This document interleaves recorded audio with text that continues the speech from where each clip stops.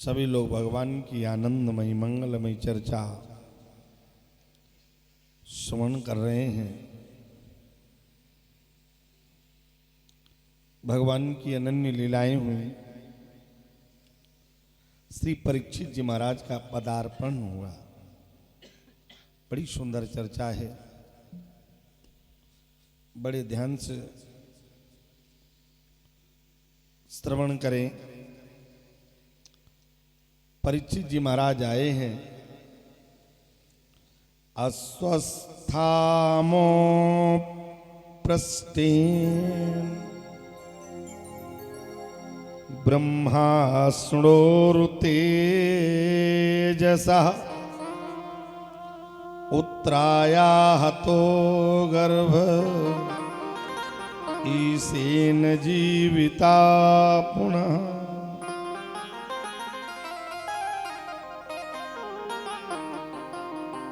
सुखदेव जी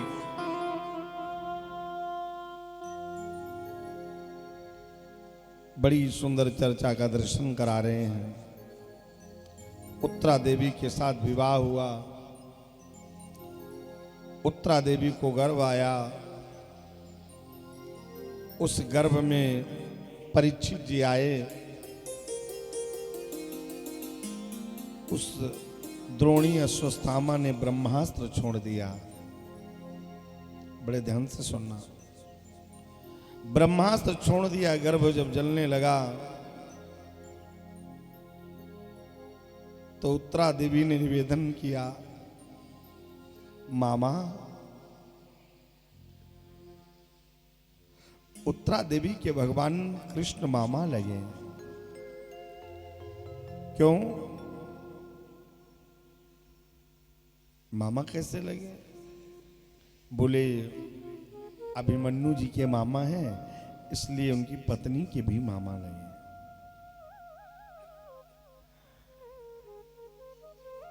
16 वर्ष की अवस्था में अभिमन्यु जी को जाना पड़ा। चक्रव्यूह तोड़ने की क्रिया में मारे गए हैं। गर्भ जब जलने लगा तो निवेदन किया, मामा इस गर्भ को बचा लो।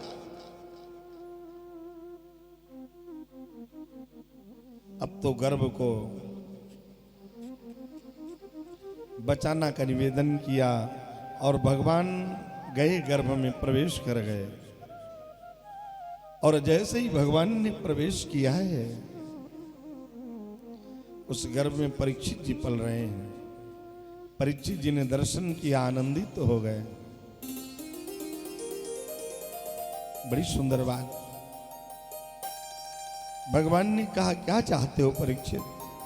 कहीं आज जन्म के समय आपका दर्शन हुआ है, मेरे ऊपर एक कृपा करो।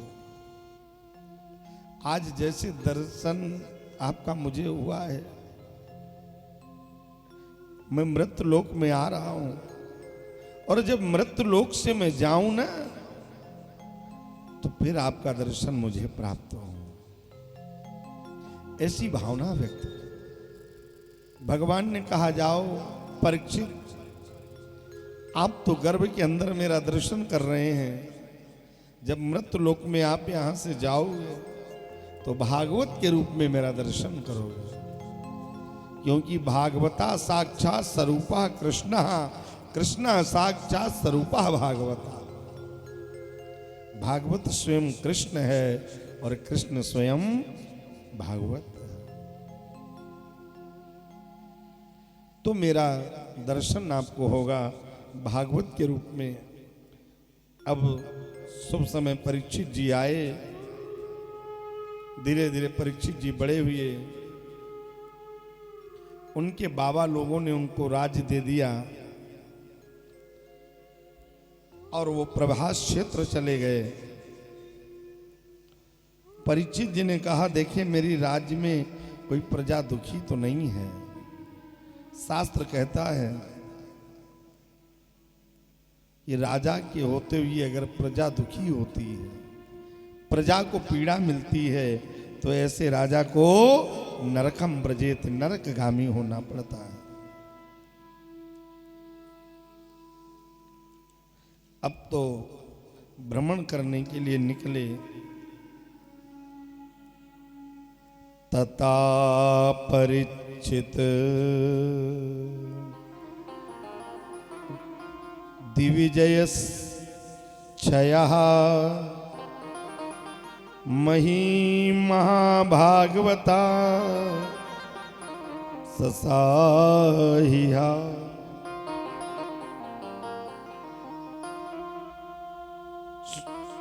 सूत जी कहते हैं आज परीक्षित जी जब गए तो उन्होंने क्या देखा, एक चिल्लाती हुई तत्र गो मिथुनम राजा हनन्य मानवा तक्यत दंड हस्तम ब्रसलम सदृशे नपलाक्षणम। रमाती हुई चिल्लाती हुई गाय चली आ रही है, उसके पीछे एक बैल चला आ रहा है वृषभ, उसके पीछे काला कलूटा डंडा लेके दौड़ा रहा है।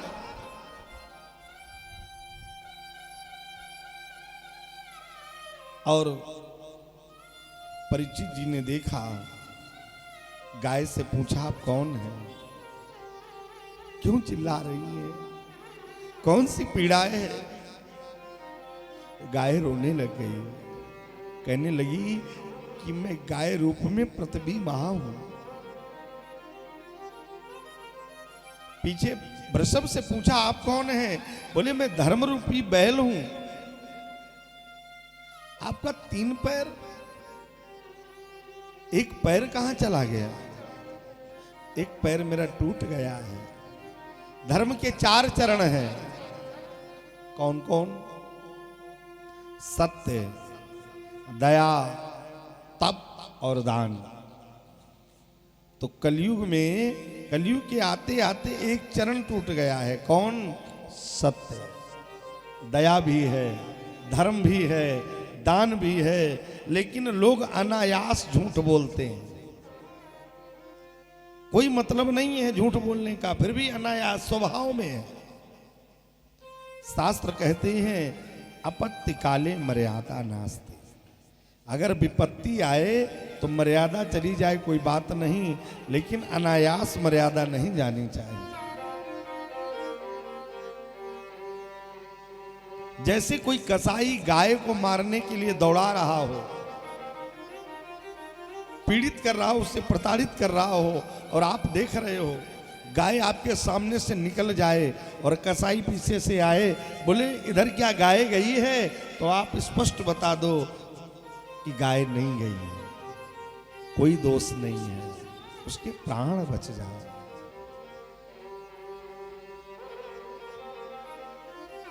विपत्ति के समय मर्यादा का ज्ञान नहीं रखते। आज एक चरण टूट गया है, बड़े ध्यान से सुनना। उसके पीछे देखा जो डंडा लेके दौड़ा रहा, उससे पूछा आप कौन है, बोले मैं कलयुग हूं। 4 युग हैं, सतयुग, त्रेता, द्वापर और कलयुग। बड़े ध्यान से सुनना। सतयुग की आयु है 16,28,000 वर्ष। त्रेता की आयु है 12,96,000 वर्ष। द्वापर की आयु है 8,64,000 वर्ष। कलयुग की आयु है 4,32,000 वर्ष। एक एक भाव को ध्यान से सुनिए।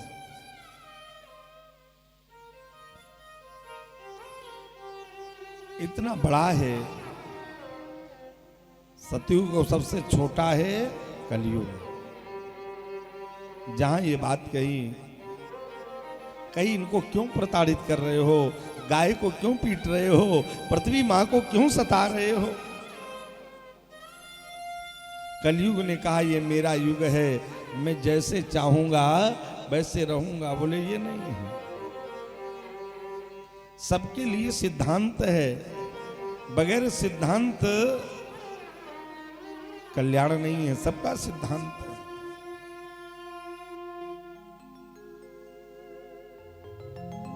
आज कलयुग ने कहा मुझे भी तो स्थान देना चाहिए आपको, आपके राजा हैं ना, सबको स्थान देने का आपको अधिकार है, दुष्ट को भी और भक्त को भी। दुष्ट का क्या स्थान है ये आप निर्धारित करेंगे, लेकिन स्थान आपको देना पड़ेगा। राजा परीक्षित ने कहा अच्छा, तो उस कलयुग को स्थान कहां दे दिया? जहां पर मांस मदिरा का सेवन हो, जहां वेद पुराण उपनिषद का हनन हो। बड़े ध्यान से सुनना, जहां वेद पुराण उपनिषद का हनन हो, जो अन्याय से लाया गया सोना हो, उसमें आपका अधिकार है। जहां ये बात कह दी अन्याय से लाया गया सोना, बोले हाँ, अब तो राघवेंद्र सरकार की कृपा से कहा अन्याय से लाया गया सोना, बोले हाँ। कलयुग ने देखा, कहा अब तो मामला बन गया। जो परीक्षित जी महाराज मुकुट लगाए थे, तुरंत उसने सवारी ले ली। जैसे मुकुट लगाए तुरंत उसने सवारी ले ली, स्थान ग्रहण कर लिया। अब तो परीक्षित की बुद्धि जो सुबुद्धि थी वो कुबुद्धि हो गई। ध्यान से सुन लेना। एक बात ये बताओ, इतने न्यायी राजा परीक्षित हैं, वो अन्याय का मुकुट लगा नहीं सकते। अगर अन्याय का मुकुट है नहीं तो कलयुग ने सवारी कैसे ली? बड़े ध्यान से सुनना, कैसे उसने सवारी ली।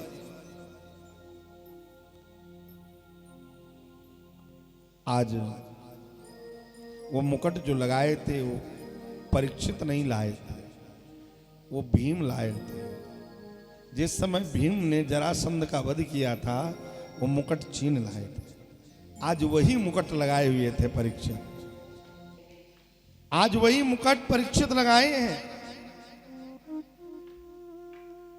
सुबुद्धि कुबुद्धि हो गई। राजा हैं, आगे बड़े लोमर्ष ऋषि की कुटिया मिली। श्रृंगी ऋषि के पिता हैं लोमर्ष ऋषि, उनकी कुटिया मिली। बाबा बाबा मोसो प्यास लगी है, थोड़ो सो जल दे दो। एवं धर्मो प्रवदति सम्राट द्विजसत्तम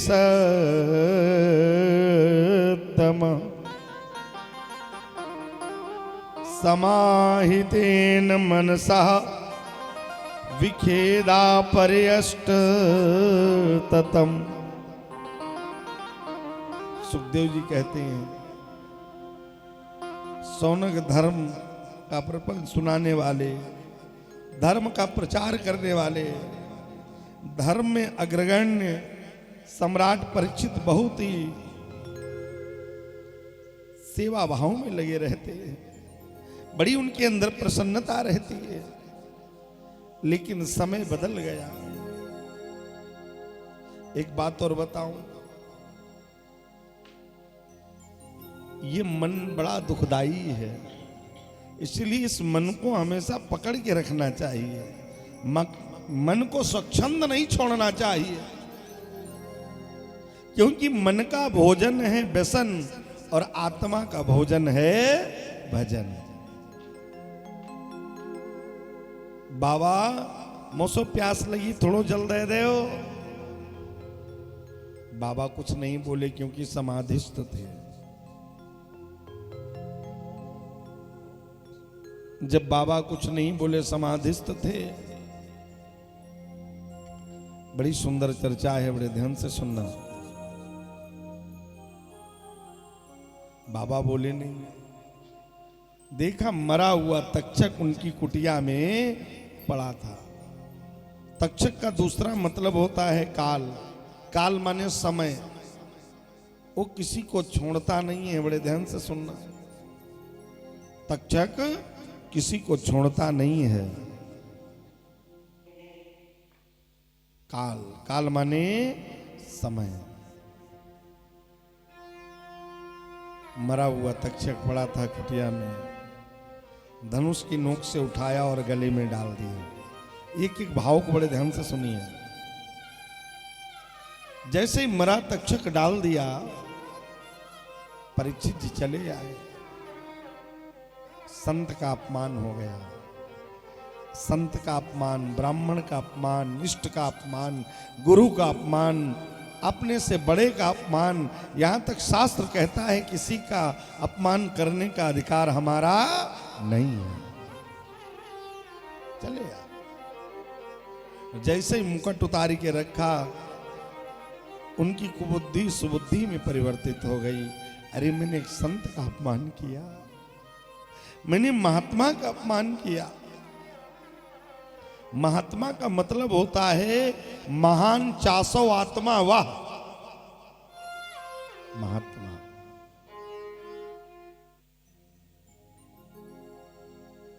आज आनंद चित्त होकर के ठाकुर जी की कृपा से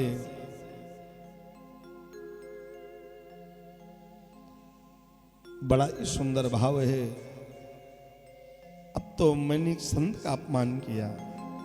इधर शिष्यों ने जाकर के श्रृंगी ऋषि को बता दिया। श्रृंगी ऋषि कौन है? लोमर्ष ऋषि के पुत्र हैं। इनका दूसरा नाम है समीक ऋषि, उनके पुत्र हैं। बताया आपके पिता के गले में मरा हुआ तक्षक डाल दिया है। बोले किसने? कई परीक्षित ने। बोले वो राजा है ना, समर्थ को नहीं दोष गोसाई। जो समर्थवान है उसे कछु दोष ना है। कभी कभी कुछ गलतियां जान के होती हैं। अच्छा एक बात और बताऊं, बड़े ध्यान से सुनना। लोग कहते हैं कि आप घमंड करते हो। हम आपसे कहें आप घमंड करो, कर पाओगे? घमंड कोई करता नहीं है। घमंड स्वतः हो जाता है, प्रारब्ध है। घमंड कब नहीं होगा? और जैसे ही घमंड होगा तो भगवान कहते हैं आपके घमंड का भक्षण करने में आ जाऊंगा। गर्भाहारी, गर्भ माने घमंड, आहार माने भोजन। घमंड कब नहीं होगा? जब उत्तान पाद बन जाओगे। उत्तान पाद का मतलब होता है उत्तम धन पादम यस्य सह उत्तान पादा। जिसके पैर ऊपर हो और सर नीचे हो, उसे कभी घमंड नहीं होता है। वो हमेशा नतमस्तक रहता है। मालूम किसके पैर ऊपर है, सर नीचे है? जब जीव गर्भ में उल्टा उल्टा लटका रहता है, पिंड, मूत्र पिष्ठा इत्यादि उसके ऊपर से होकर के निकलती है, तब वो कहता है प्रभु मुझे बाहर निकालो, मैं आपका भजन करूंगा। मुझसे ये पीड़ा, मुझसे ये कष्ट बर्दाश्त नहीं हो रहा है। बच्चे को बड़ी पीड़ा है गर्भ में। भगवान से हमेशा एक कामना करना चाहिए, प्रभु जीवन मरण दुसाह दुख होई, जिंदगी और मृत्यु से छुटकारा दिला दो। ऐसी कृपा कर दो कि पुनरप मरणम पुनरप जननम पुनरप जननी जठरे शयन, बार बार मां के उदर में आने से मुक्ति हो जाए। तब जीव कहता मैं भजन करूंगा। और जैसे ही यहां आता है, जब तक उल्टा उल्टा लटका तब तक याद बनी है, और जैसे ही पृथ्वी पर आता है उसे माया ग्रसित कर लेती है। और माया ग्रसित कर लेती, वो भूल जाता है कि मैंने वादा किया था। भजन करूंगा, बाहर निकाल लो। माया ने ग्रसित कर लिया। और कैसे बड़ा सुंदर बाबा भाव देते हैं।